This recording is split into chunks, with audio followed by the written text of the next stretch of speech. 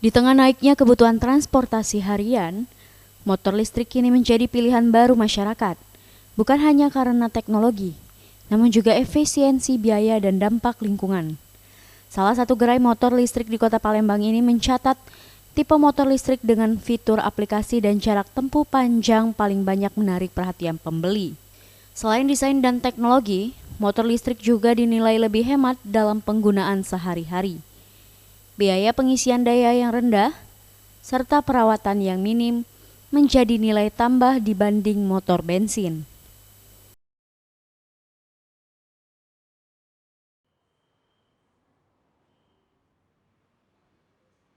Dalam sekali pengisian daya, selama 5 hingga 6 jam, motor listrik dapat digunakan hingga 120 km, menjadikannya cukup ideal untuk aktivitas harian.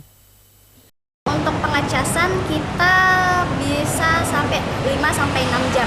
Tergantung, kita ada yang bisa sampai 120 kilo, kalau ada yang dibawa lagi bisa sampai 100 kilo gitu ada. Masyarakat lebih karena lebih peduli sama lingkungan, karena kalau untuk motor listrik dia kan low emisi karbon, terus juga dia nggak bising, jadi lingkungan kan nggak bising ya, terus polusi udara juga terjaga gitu.